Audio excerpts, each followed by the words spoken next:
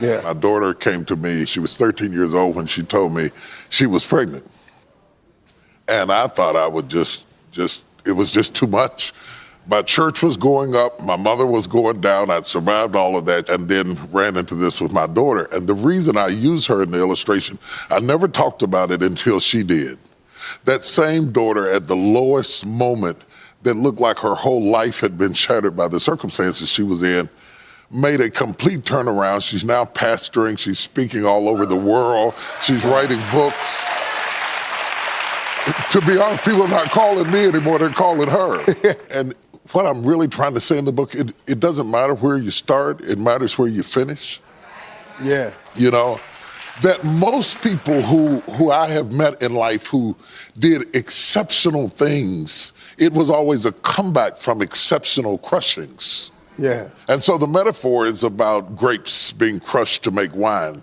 Grapes are the only fruit that's raised to be crushed, not to be protected. Because in the process of crushing the grape, it finally comes to its ultimate purpose, becoming wine, and lasts 10, 20, hundreds of years. Yeah. If it had not been crushed, it would not have survived.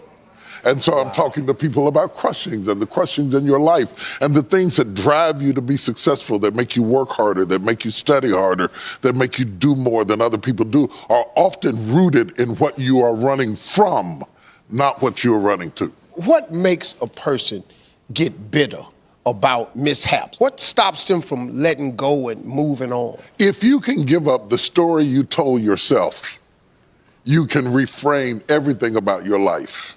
But it is the way we process what we've been through. And we use it as a death sentence. In the book, I talk about the difference between being buried and being planted. To the observer, it looks like the same thing. But the dead are buried, the seeds are planted. And you can either say, this is gonna bury me, or something is gonna come out of this that's gonna resurrect me better than I was before.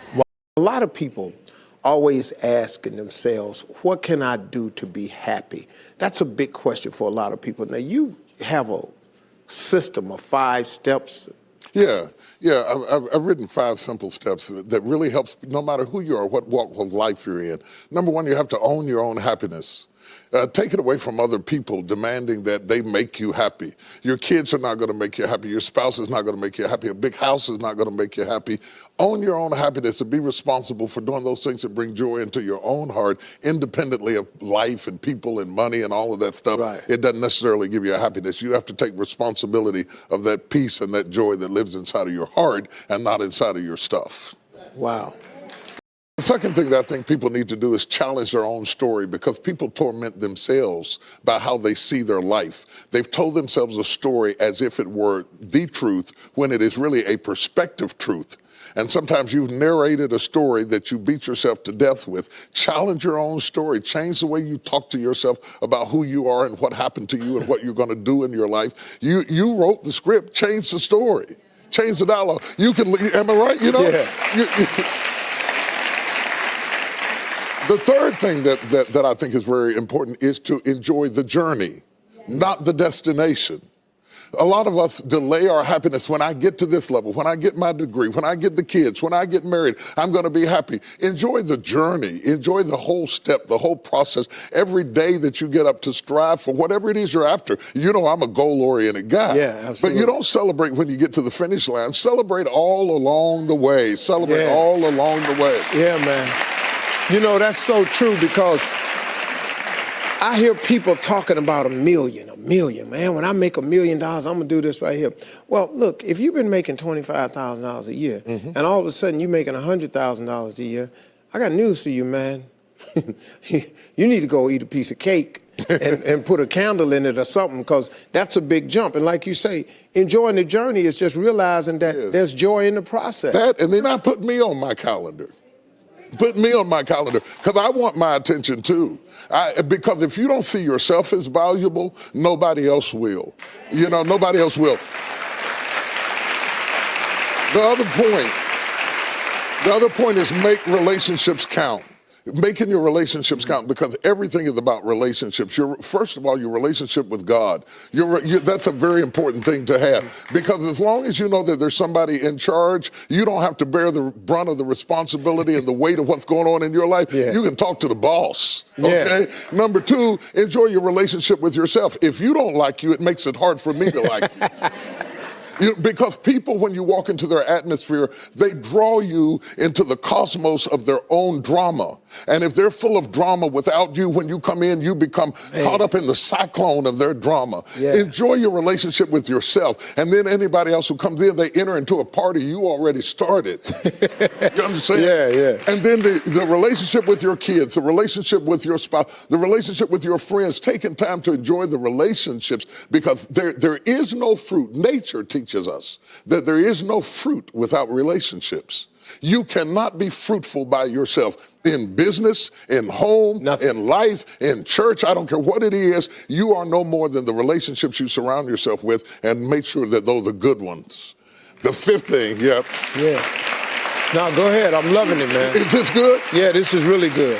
The fifth thing that I really ascribe to is balance work with play.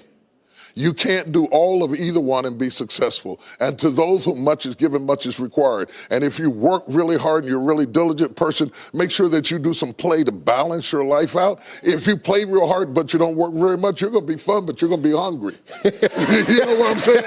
You got to balance work with play. You have to balance that with your children. If you're always a disciplinarian, your daddy going to get you when you get home. I don't want to always be the police in the house. Yeah. I want to be the fun guy sometimes. Balancing work with play call this not only for you to be holistic, but for people to get a better perspective of who you are. I get on my Instagram and I put crazy stuff. My kids die. Just yesterday, I put me sweating in the gym saying they said it's going to be fun, but it hadn't gotten fun yet. You know, to let people know that everything is not serious every day. That's too much pressure. We've got way too much pressure on us to be the people we were created to be. You got to enjoy the journey and the process. Like I told my kids the other day, I said, let me explain something to y'all. If something happened to me and mama, I want you all to understand, y'all going to be around the casket crying, because I'm not leaving you everything. I'm just not. I'm going to spend 85% of my income on me and your mama. Right. Yeah. Right. I'm going to leave about 5-10%. That's it. The rest of the money, me and your mama going somewhere. We can't go on vacation. No, I want to be just with your mother. Well, here's it's the thing cool. that people don't understand about children. It is not what you leave to them that makes them great. It's what you leave in them. And if you leave enough in them, you don't have to worry about what you leave to them. If you leave more to them than you leave in them, they will run through everything you left to them. Yeah. But if you leave enough in them, you don't have to leave so much to them, because they can go out there and make their own way in life.